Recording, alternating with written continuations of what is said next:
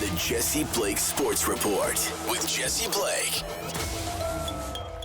Welcome to the Jesse Blake Sports Report. Whether this is your first time here, your last time here, or somewhere in between, I appreciate that you're here today so that we can discuss giant sweeping new rule changes coming to the NFL in 2024. The owners' meetings have been taking place over the last week or so, and there have been giant rule changes that are going to be implemented next season. And to the NFL's credit, they have always been very swift in their decision making with these new rules and the way they want the game to go. They've never been shy away from changing the game of football. And this offseason, we got some pretty big doozies coming to the NFL this upcoming season. So we're going to go over the 5 biggest ones, in my opinion, and then I'm going to have one bonus one that's kind of a double rule change at the end. But it's like 5.5 huge rule changes. We're going to start with the biggest one that everybody's talking about. There's going to be a new way that the NFL does kickoffs starting next season. And I'm going to read directly from ESPN before I get into like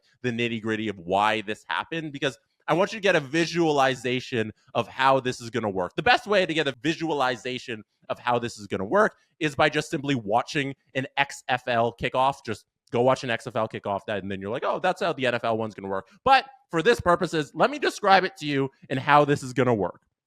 Kickers will continue to kick from the 35-yard line, but the other 10 players on the kickoff team will line up at the receiving team's 40-yard line.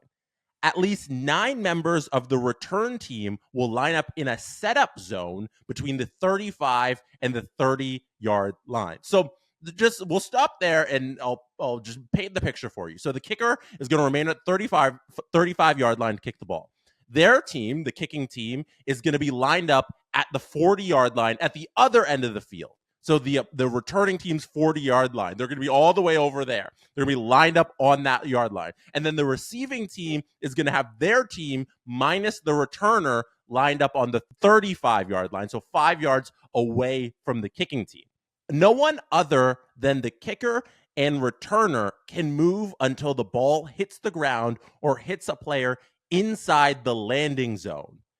Touchbacks will be marked at the 30-yard line, and no fair catches will be allowed. So the landing zone is something that we need to kind of explain here. So when the kicker is kicking the ball off, now they are not allowed to kick the ball out of bounds. They are not allowed to kick the ball out of the back of the end zone. All of that is now illegal, and it will result in a touchback. The ball needs to land in the landing zone, which is the zone between the 20-yard line of the returning team and the end zone. So from 0 to the 20-yard line is where the ball has to be kicked. And then the returner will hang out in that area. You can only have up to 2 returners. You can have 1 or 2 returners in the landing zone, and they will hang out in that area, and then they will receive the ball. And once they catch the ball, everybody can start moving. Then you can start doing everything. Then it just becomes normal kickoff. That landing zone is very important, and landing the ball there is important because the touchback rule has changed too. Where the ball is being placed for the touchback is now at the 30-yard line of the kicking team, like literally 10 yards away from the red zone. We're talking 30 yards on the other side of the field. That is how significant it is if the kicker misses the landing zone. The first time this happens next NFL season, a kicker misses the landing zone and kicks a ball into the end zone. It's going to be crazy when the team on the bad end of that has to realize that their kicker just put their ball for the other team at the 30 in field goal range, just 10 yards from the red zone, 30 yards from a touchdown. That is going to be wild to see. So that's the first big rule change there, is the new kickoffs, this landing zone, this weird touchback rule, the lining up the 35 and the 40-yard line, and then you charge. And the reason all of this is happening is because kickoffs, by percentage of injuries on any play in any scenario in a game, lead to the most injuries and concussions. Nothing is more dangerous than the kickoffs, because unlike most other scenarios in a game of football, this was the only one where you had all the guys running full speed at each other. And that led to a dramatic increase in concussions and to injuries. And for a lot of these players who are involved in the kickoff game, these are not your starters. These are the second and third string guys who are on the roster, or your defensive players who are just involved in the kickoff, and not your star wide receivers or your quarterback or anything like that.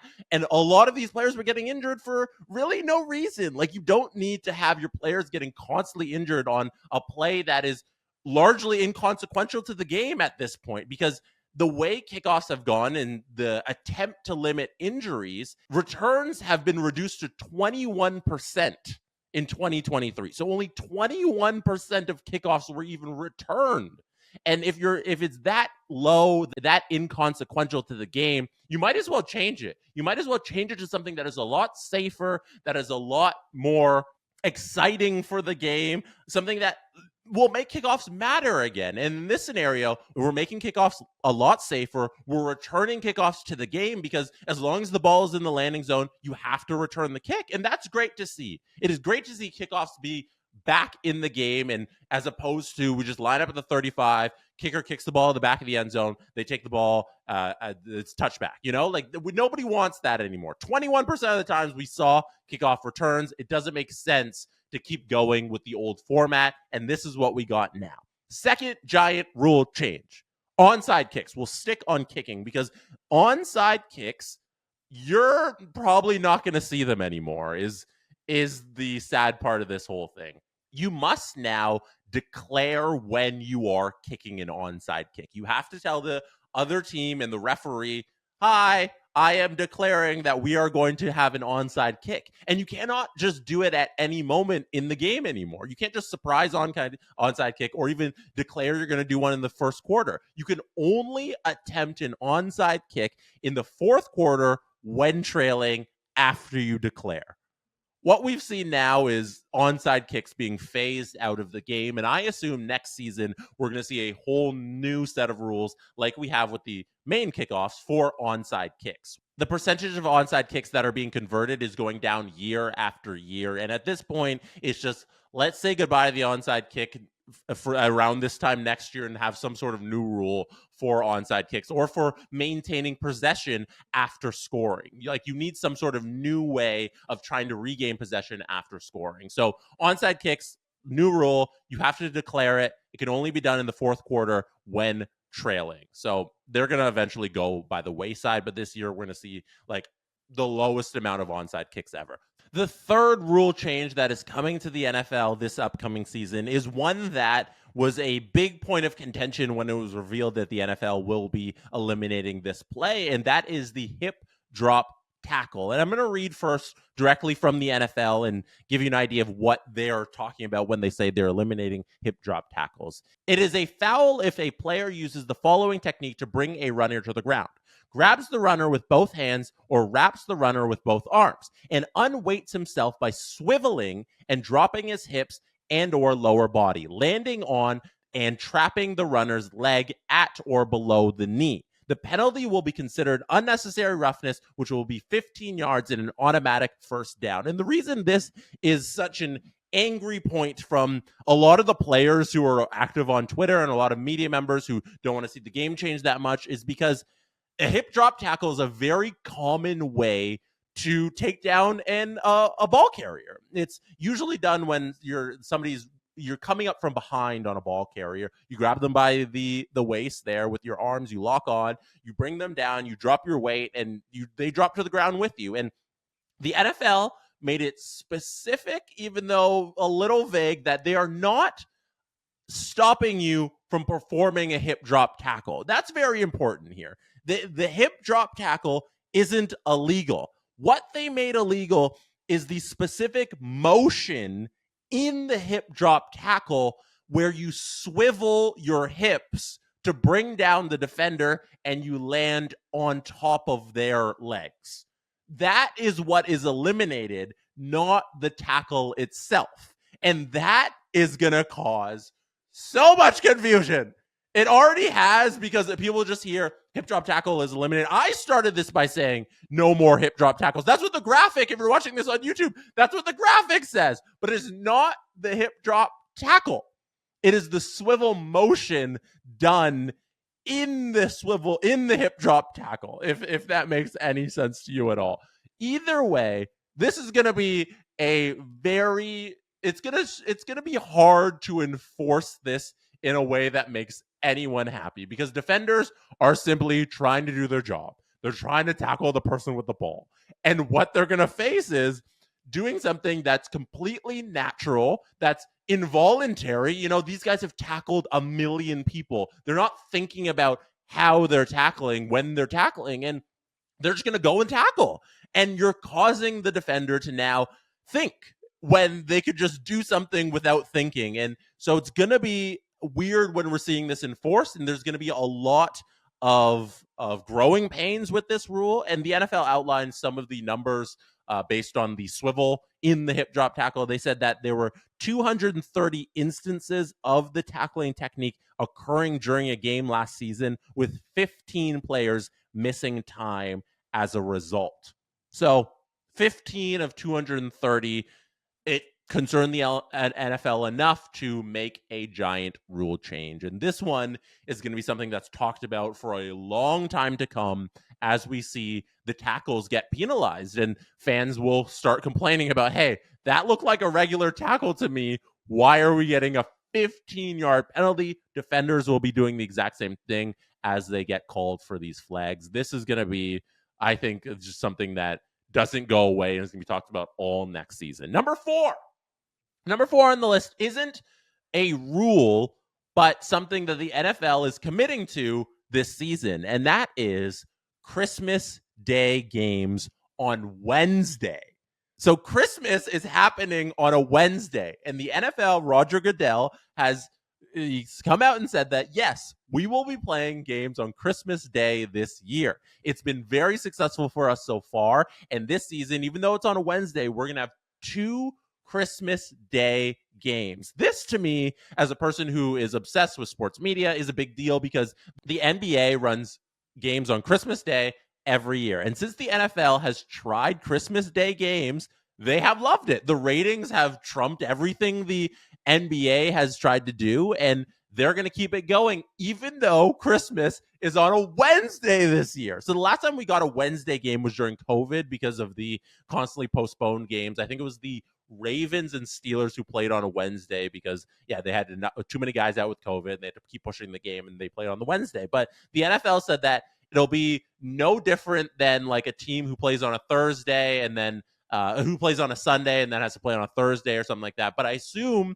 the way the schedule is going to work out, they're going to hopefully incorporate some sort of bye week in there for the team. Like maybe they take their bye week the week before, and then you play the next Wednesday, and then you have that week off, and then you don't come back till the next Sunday, if that makes sense there. But Wednesday, Christmas, there will be NFL games. I don't know how those teams are gonna be playing. I don't know if they're gonna be tired, if they're gonna be rejuvenated. But Christmas Day, NFL is happening again this year. They've declared 2 games. It's not going to be at least or more. It's going to be 2 games on Christmas Day. And if you're wondering about other little notes while I'm here on the NFL schedule this year, there's going to be 2 Friday games this year. One in week 1, there's a Friday game. And then for Black Friday, once again, Amazon is having their Black Friday Amazon game. So 2 Friday games. They're going to have a Wednesday game. They have all the Monday night games. They have Saturday games late in the season when they're heading towards the playoffs, and then every Sunday. So, and then Thursday games are the regular Thursday night football. So this season, you're going to have NFL football 6 days out of the 7. The only day that the NFL has not found a way to play on this year is Tuesday. That's insane to me. That is, I think, a wild thing, and it's going to be fun. It's going to be fun to see. All right. 5th rule change that we are going to get this upcoming season is 3 challenges. Teams will have the chance to get 3 challenges a little easier this year. This is a small note, but when you win one of your challenges this upcoming season, when you throw your red flag and a coach wins a challenge, you will gain an extra challenge. You can only gain 3 challenges. You can't win both your challenges and then you get 4. But when you win your first challenge, you automatically get that challenge back. And then if you say you lost your first challenge, but you won your second challenge, then you would get another challenge on top of that. So whenever you win a challenge, you get a challenge back, but the maximum number of challenges you can have is 3. Is everybody following? You can win when you win your challenge, you get a challenge back. So if you went 0 for 2, you would only have 2 challenges. But if you went 1 for 2, or just 1 for 2, or even 2 for 2, you would gain only 1 extra challenge this upcoming season. And lastly, I know it's I said 5 rule changes, but I want to throw in these 2 extra little notes here. Trade deadline has been moved to the Tuesday of week 9. That is the new trade deadline. And lastly, 3 quarterbacks, or every team's going to have 3 quarterbacks every game now, because teams can now promote a practice squad QB to the team as a third QB an unlimited number of times during a season. So just every game, you can bring up a practice squad QB and have them as your emergency third QB during a football game. That is it. A lot of changes there. Whew. We're going to see, there's going to be a lot to get used to this season in the NFL. Let me know what you think about the new changes. Let me know in the comments below, or on Twitter, or on Instagram, what you think about the new NFL rules, about all of the new stuff that's coming to the league. Let me know. That's it for me tonight. I'll be back here shortly. If you liked this video, hit like. If you really liked it, hit subscribe. Good night from Toronto. And that is how it's done. The Jesse Blake Sports Report with Jesse Blake. Jesse Blake, the guy that likes to hear his name twice in one sentence. Sure, I know him. No, he doesn't have an ego at all.